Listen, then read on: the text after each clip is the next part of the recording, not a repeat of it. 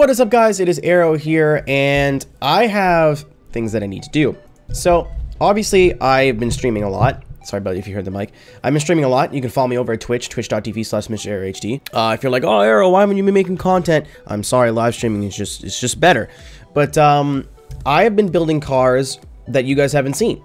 I have a little list here: 1, 2, 3, 4, 5, 6, 79, 12-ish cars that you guys have not seen, that need to be either rebuilt or just me, you know, have videos made. The rebuild ones will get full BDKs or build drift to kill, it's whatever you want to call the series now on them.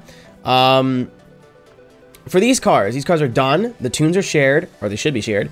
I'm trying to find a way to show you guys these cars in like a 5-minute quick little video. Still show you the tunes, still show you the build. Maybe take a lap around the same track. I'm really just open for ideas, and you know, if you guys have any other better ideas, basically I'm just going to do what I want to do with it so far. But I'm going to take it around Catalonia School, basically just because I was going to do Rio reverse short, but I figure Catalonia has a more varied group of corners. So we'll do that first. If you guys want me to switch to a different track, I can do that. But again, I'm open to new ideas in the comments. So this is the first car on the list that I wanted to do, basically because I feel like I'm not doing my Aussie fans, to which there is apparently a lot, actually, justice. So I'm going to do the Sandman HQ panel van. You'll notice that I have removed the van part. Basically, the HQ Monaro was probably one of my favorite cars in Forza 6. Almost said 5. We're not talking about that dumpster fire. It was probably one of my favorite cars in Forza 5 or Forza 6, and I wanted to remake it. And then I saw that I could have the panel van instead. I'm like, well, I'm gonna fucking want a Ute. That's a stupid question. So we kept the stock engine in here. I could have swapped in an LS. Didn't feel right. Could have swapped in a Hemi. Really didn't want to do that. And then obviously the NASCAR engine was not necessary. Kept it rear-wheel drive. I have a supercharger. I was going to put twin turbos, but supercharger just, you know, felt more in tune with the build. The rear wing. Now this is where things get interesting. So this is the stock rear wing, which comes with the whole panel van Sandman thing. The street rear wing is actually with the Forza wing. So it has no adjustable downforce or anything. Another street rear wing, I can't talk today, is the surfboards with the bungees, which I was going to go with, and then I saw that the race wing with adjustable downforce is the Ute. So I said, you know what? That's what we gonna do. And then all the hoods to me just look ugly. I don't like this. I don't like this at all, especially when the car doesn't make that much power. I understand it's like part of the Summer Nats like culture, but I was like, I don't like that for a drift car. Tires. We're on sport tires as almost always. This only gets 235s on it, so this was gonna be a struggle to build, I thought. 235s in the back, 225s in the front. What fucking wheel do we have now? So it's the forged 3-piece tarmac 348 from 1552. Kind of looks like a Ferrari F40 wheel. Sort of, kind of, not really. And then I kept them, I bumped them up to 18s. Front and rear.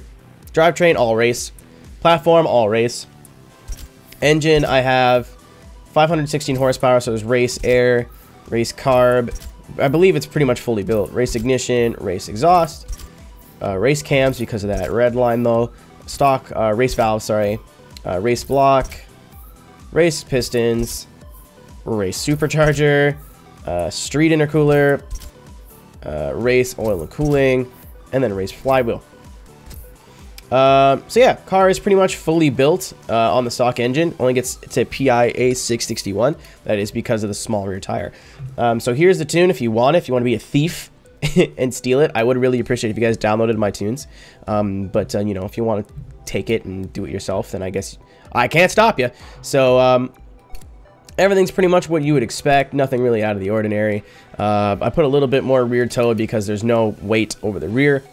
So I wanted the rear to be a little bit more settled. Also, that's why the caster is a little low. You know, a lot of people run 7.0 caster, but again, I don't want this car transitioning into a fence. I have the rear stiffer as anti-roll bars as well for the same reason. Basically, this whole build was trying to calm down the rear end. Again, pretty well normal. Everything you would expect. Ignore what the sliders look like. Look at the numbers. 5.5 and 5.4. I always go one tick up in the rear, or in the front, sorry. At least I tried to. But obviously this is, for some reason, 2 ticks, so I upped it in the back. Damping, and pretty normal. Mid 7s, mid 6s. I downed the downforce a little bit. Downforce actually really helps this car because it has the smallest tire size in the known universe. So having some downforce is not the worst thing. Hopefully it's not something they patch out, because I think it'll completely ruin the car. But brakes, what I do, again, if you don't know, I take some braking force out of the car. I don't know, this is completely optional, it's up to you. But I feel like in tandem with the short throw that's on the trigger for the standard Xbox controller, that you don't really get much wiggle room. So I take some braking pressure out, so there's just less chance of me locking up. And there's also less chance of me using too much brake and straightening out. Also why I put a little bit brake balance towards the rear, because if too much weight shoots forward, you know, obviously you're going to straighten out, so you don't want that. And that's how the diff set up, 9185. So again, a pretty aggressive diff setup, even though we have quite a bit of power for how small the rear tire is. So I'm gonna do body kit presets. Well, oh, okay, I didn't even know this. So this turns it into the Surfing USA, even though it's a Australian car. And then this does the race, whatever. So I'm gonna bring it to Catalunya School, and I'm gonna do some laps, and we'll see how it goes. Again, if you guys don't like this format, please let me know. This is the first episode. I don't know what I thought about calling it Drift Quickies, because I like the term of a quickie. But let me know in the comments. I want to know what you guys think. This is much my series as it is yours. So yeah, I'll see you guys in a sec. Okie doke, test drive. I was gonna go to like the race thing, but I figured I might change the setup. So just in case I do, I don't think I will. So I know what you guys are thinking. Small tires, Aero, why are you showing us this car first? Oh, I'll tell you. Let me just get warmed up here. I haven't really done it. I've done a little bit of missile drifting today because I want to perfect another setup that you will be seeing shortly. I didn't want to do 2 missile builds in a row. I'll show you guys why I like this car. First of all, it's very, very smooth and very easy to drive, like every other Australian car, which is so weird. They all handle so good as drift cars. I really don't understand it, but I don't want to question it because I feel like the Australians will get mad at me. Secondly, this thing pulls angle like so easy. Like so easy. Obviously you don't have huge rear tires, so there is a threshold of once you pass, you're not going back. But the angle this car can pull thank you, phone. The angle this car can pull easily is I went and looked at my phone, that's why I straightened out there. The angle this car can pull easily is pretty mind-boggling when you consider what tire is on this car. Also made me rethink that I thought, you know, I always need a wide rear tire to pull a high angle. This car is actively telling me, hey Aero, everything you know is wrong and you're stupid. And you know what? That's fine. And I don't mean big angle as in like big entries, because anybody can do that. That's easy. I mean big angle as in like at the apex of the corner, you're doing shit like this. That wasn't too crazy, but I'm trying not to embarrass myself for the first 2 laps. I don't want to look like an idiot. But this is probably one of my favorite cars to drive right now. It's obviously not competitive at all. First of all, I don't think it's legal. I think it's either banned or is not legal under the tire weight rule. I don't know for sure. I think it might be legal in the tire weight rule, but I also think it might be banned in the SCA. But not a competitive car at all in terms of tandeming. Also, not fast. Not a fast car at all. Obviously, that power really has nowhere to go with those pizza cutter rear tires. So don't expect to be running up on 911s and Mustangs, or not Mustangs, Vipers anytime soon. But just how fun this car is to drive. This, to me, is like almost a perfect points car. Not as in like you'll get the most points and win every time, but like when I join points lobbies, I don't know about you guys, but I figure you guys have similar thought process to me, because why you're subscribed to me, that's probably why.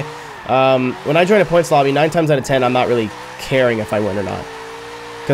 Because I'm like half decent, I'll either win or get beat the fuck out by somebody who actually knows how to points drift properly.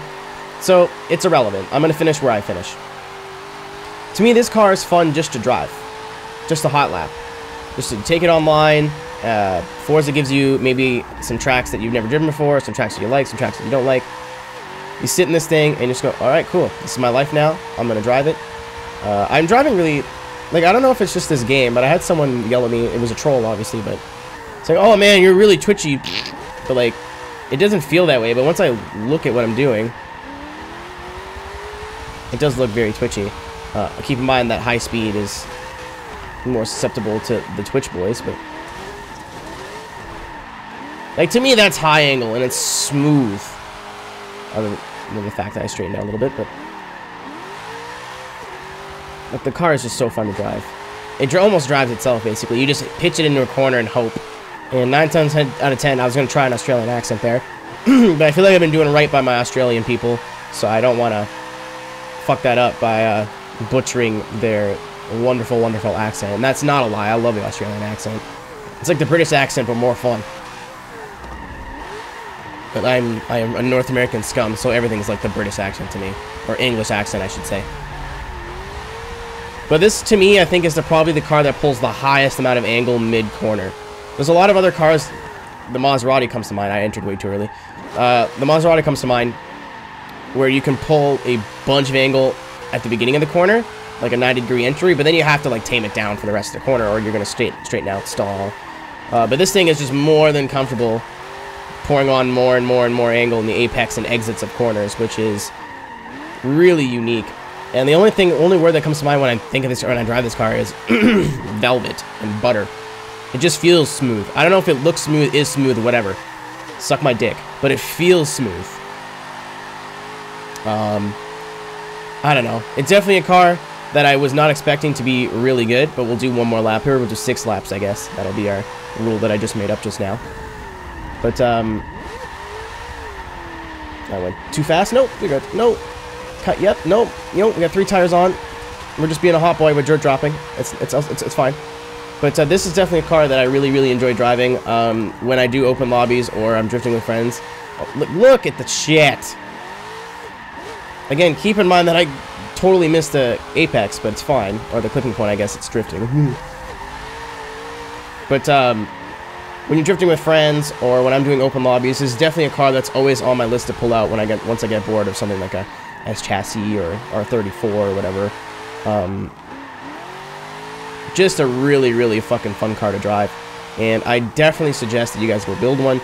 I know I say that a lot, like, hey, this car is fun, you should build one. But 9 times out of 10, you know, Forza's not really hard to build cars, so. But yeah, thank you guys for watching. If you want to download this tune, it is posted on the storefront. You just search my gamer tag, which is aerodynamic with a Q. Or you can search MrAeroHD as a keyword in the description. So thank you guys very much for watching. Follow me on Twitter, follow me on Twitch, and let me know how you like this format of video. Just simple, one track, couple minutes of driving just to get the tune out and so you guys can see it and decide for yourself, because the tune's already built, so I don't want to remake it, which is not fair. It's like, oh, look, I already know how to build the car. Or, you know, and I don't have to go online, which is great. Again, just let me know in the comments what you like, what you don't like, and we'll watch this series progress over multiple episodes. So thank you guys very much for watching. I'll see you in the next one. Take care. Peace.